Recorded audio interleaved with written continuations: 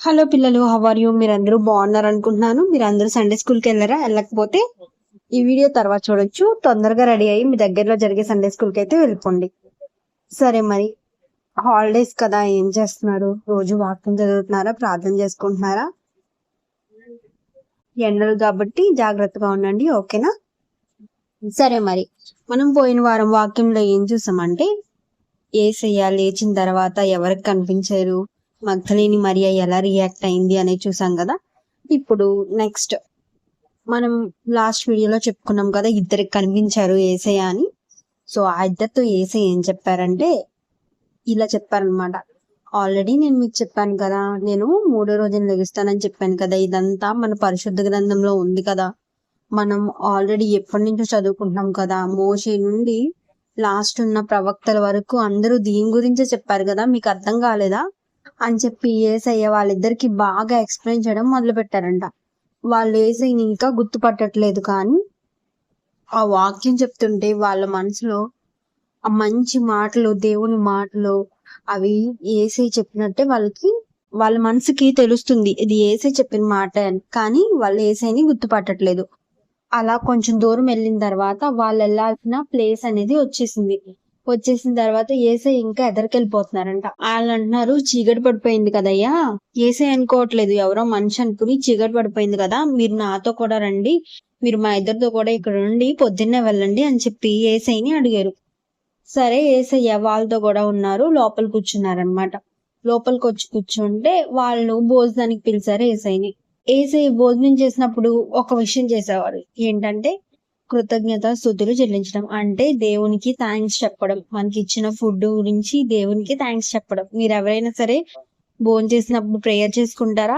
ఇది కంపల్సరీగా చేసుకోండి, దానివల్ల దేవుడు మనకి మంచి ఎనర్జీని ఇస్తాడు. సో యేసయ్య కూడా చేశారు, అది కూడా మనం కూడా యేసయ్య కూడా చేశారు, మనం కూడా చేయాలని యేసయ్య కోరుకుంటున్నారు. ఎప్పుడైనా ఫుడ్ తీసుకున్నప్పుడు చెప్పండి, దేవుడా చాలా చాలా థ్యాంక్స్, మీరు ఇచ్చిన ఈ ఫుడ్ కోసం థ్యాంక్స్ అని. ఓకేనా? ఒకవేళ మీకు అలవాటు లేకపోతే ఇప్పటి నుంచి అలవాటు చేసుకోండి. అప్పుడు గుర్తుపట్టారంట యేసయ్యని. ఇలా కృతజ్ఞత స్తుతులు చెల్లించేది, ఇలా దేవునికి థ్యాంక్స్ చెప్పేది మరి ఎవరో కాదు, యేసయ్యే చెప్తారు. ఇప్పుడు వరకు మనం ఎవరైనా చెప్పడం చూడలేదు, యేసయ్యే చెప్తారని యేసయ్యని గుర్తుపట్టారంట. అప్పుడు యేసయ్య అక్కడి నుంచి మాయమైపోయారంట. ఎందుకంటే యేసయ్యని ఎవరిని ముట్టుకోకూడదని చెప్పారు కదా ఫస్ట్ డేలో. సో అందుకని యేసయ్య అక్కడి నుంచి వెళ్ళిపోయారు. వీళ్ళిద్దరూ వెళ్ళి అందరికీ చెప్పారంట, యేసయ్యని మేము చూసాము, ఆయన వాకింగ్ చెప్పినప్పుడు మాకు అర్థమైంది, మా బ్రెయిన్ కి అర్థమైంది అండ్ మా హార్ట్ కి కూడా అర్థమైంది, కానీ మా కళ్ళకి మాకు అర్థం కాలేదు. ఆయన ఎప్పుడైతే ప్రేయర్ చేశారో, ఎప్పుడైతే కృతజ్ఞతాస్తుతులు చెల్లించారో అప్పుడే మా కళ్ళు తెరుచుకున్నాయి, అప్పుడే మేము యేసయ్యని గుర్తుపట్టామని చెప్పి వీళ్ళు వెళ్ళి అందరికీ చెప్తున్నారంట. అలాగే శిష్యుల దగ్గరికి కూడా వెళ్ళి చెప్పారంట. శిష్యుల దగ్గరికి వెళ్ళి చెప్పేటప్పటికి యేసయ్య అక్కడ కనిపించారంట వీళ్ళకి. మళ్ళీ శిష్యుల దగ్గర యేసయ్య కనిపించి అప్పుడు ఏం చేశారు, యేసయ్య వాళ్ళకి కనిపించి వాళ్ళని టచ్ చేసి చూడమని చెప్పారు కదా. ఇంకొకసారి కనిపించినప్పుడు వాళ్ళు యేసయ్యని చూసి కూడా ఇంకా నమ్మట్లేదంట.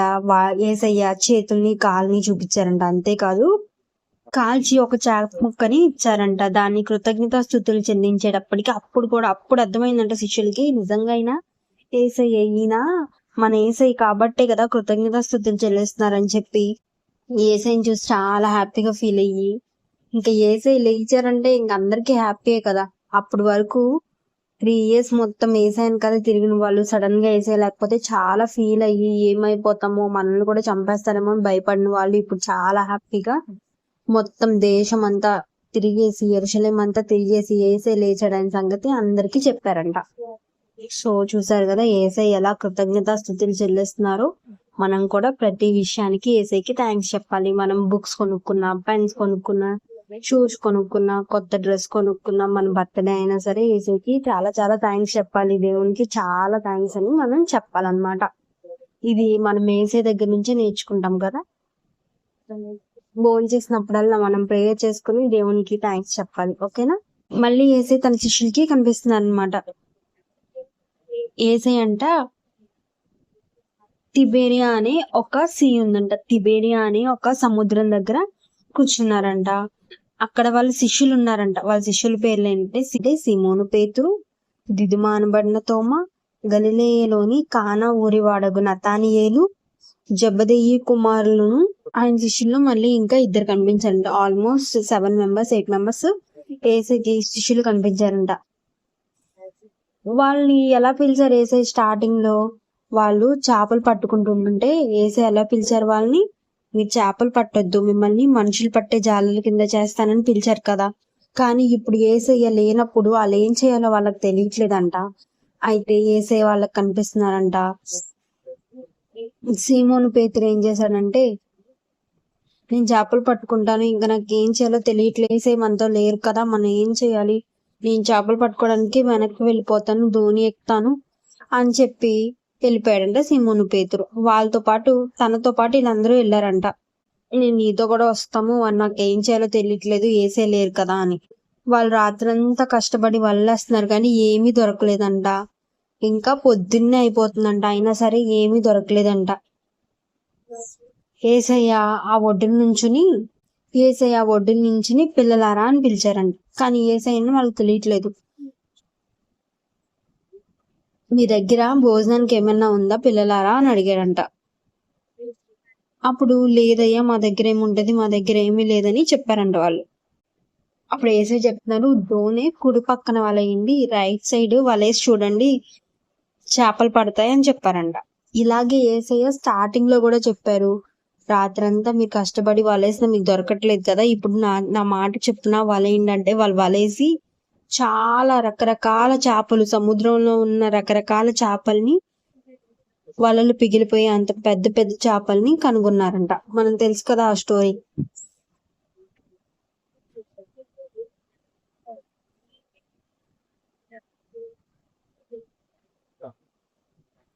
సేమ్ ఇప్పుడు కూడా అలాగే జరిగిందంట. చాలా చేపలు పడినాయంట. చాలా ఇష్టం అంట ఒక అతనికి, అతని పేరు పేతురంట. యోహాను పేతురుతో చెప్తున్నాడంట, ఈయన ఎవరో కాదు మన యేసయ్యే అని చెప్పి పేతురుతో చెప్తున్నాడంట. అప్పుడు పేతురు ఎలా అంటే దేనికైనా రెడీ, ఏసీ కోసం ఏమన్నా చేస్తాడు. అలాగే ఏసీ కోసం పరిగెట్టుకుంటూ వెళ్ళిపోయాడంట. నడుచుకుంటూ వెళ్ళిపోయాడంట. ఎందుకంటే ఆల్రెడీ దోణులు వచ్చేసింది కదా బయటికి. ఇంకా ఒక్క క్షణం కూడా వెయిట్ చేయడంట, ఏసీ కోసం ఏమన్నా చేస్తాడంట. సో సీమోను పేతురు పరిగెట్టుకుంటూ వెళ్ళిపోయాడంట. ఇలా పేతురు స్పీడ్ గా వచ్చేసాడు కానీ మిగిలిన వాళ్ళందరూ మెల్లగా వలను లాక్కుంటూ వస్తున్నారంట. ఏసయ్య మనిషి కూడా కదా, సో ఏసైకి ఆకలేస్తుంది వాళ్ళకని తెలిసి అక్కడ నిప్పుల మీద రొట్టెలు కాల్చి పెట్టారంట. ఏసై చెప్తున్నారు, మీరు ఇప్పుడు చేపలు పట్టారు కదా, చేపలు తీసుకురండి, మీకోసం నేను కుక్ చేస్తాను అని చెప్పారంట. అప్పుడు శిష్యుల్లో కొంతమంది వెళ్ళి చేపలు తీసుకొచ్చారంట. సో ఇంకెవరూ అడగలేదంట, నువ్వెవరు, నువ్వు ఏసయ్యనా అని. ఎందుకంటే తెలుసు, ఏసై అని తెలుసు, ఇలాంటి అద్భుతాలు ఏసై ద్వారానే వాళ్ళు చూసారని కూడా వాళ్ళకి తెలుసంట. ఇంకా ఆయన దగ్గర ఉన్న రొట్టె తీసుకుని మనకి ఫుడ్ ఎలాగా అలాగే అక్కడ చపాతీలు అండ్ బ్రెడ్స్ అన్నమాట. బ్రెడ్ ని తీసుకొని వాళ్ళందరికీ పంచి పెట్టారంట, తీసుకోమని. ఏసయ్య పేతురు పరిగెట్టుకుంటూ వచ్చారు కదా, ఏసై అడుగుతున్నారు, వీళ్ళందరికంటే నువ్వు నన్ను చాలా ఎక్కువ ఇష్టపడుతున్నావా అని అడుగుతున్నారు. అప్పుడు అంటారు, అవును అని చెప్తారు. అవును, వీళ్ళందరికంటే నేను ఎక్కువ ఇష్టపడుతున్నానని పేతురు చెప్తారనమాట. అవును ప్రభు, నేను నిన్ను చాలా ఇష్టపడుతున్నాను, నువ్వంటే నాకు చాలా ఇష్టం అని చెప్తారు. తర్వాత మళ్ళీ అడుగుతున్నారు, ఏసయ్య నువ్వు నిజంగా నన్ను ప్రేమిస్తున్నావా అని. అవును అని చెప్తాడు. మూడోసారి పేతురు, అబ్బా ఏంటేసయ్య అలా అడుగుతున్నావు, నీకు అన్ని తెలుసు కదా, నేను ప్రేమిస్తున్నానని తెలీదా అని ఏసైని అన్నాడనమాట. అయితే ఏసై చెప్తున్నారు, నువ్వు గొర్రెలను మేపుకుంటే నువ్వు అందరికి వాక్యం చెప్పు, అందరినీ నువ్వు నా దగ్గరికి తీసుకురా, అందరినీ జాగ్రత్తగా చూడు, అందరికి వాక్యం పెట్టు, అందరికి ప్రేయర్ చెయ్యి అని చెప్పి పేతురికి చెప్తున్నారు ఏసయ్య.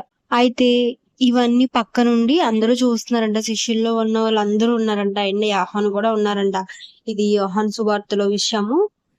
ఏసయ్య శిష్యులకి ఫుడ్ కుక్ చేసి పెట్టడం అనేది యోహాను సువార్తలో ఉన్నది. యోహాను సువార్తలో యోహాను చెప్తున్నారు, ఇది నేను చూశాను, నేను నమ్మాను, నేను చూశాను, నేనే నా చేతులతో రాస్తున్నాను, మీరు కూడా నమ్మండి. ఏసయ్య ఇలా చేశారు, యేసయ్య మన కోసం చనిపోయారు, ఇదంతా నేను చూశానని చెప్పి యోహాను రాస్తున్నారంట.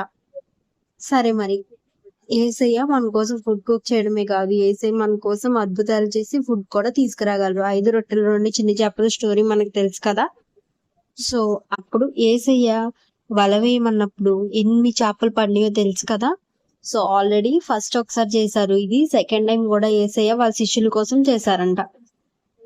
యేసయ్య ఇంకా మెయిన్ గా ఏం చేశారు, ఫుడ్ తిన్నప్పుడల్లా దేవునికి థ్యాంక్స్ చెప్తున్నారు. సరేనా, ఇది ఈ స్టోరీ. మీకు ఏమన్నా అర్థం కాకపోతే మీ ఇంట్లో ఉండే పెద్దవాళ్ళని అడగండి. సరేనా మరి, బాయ్.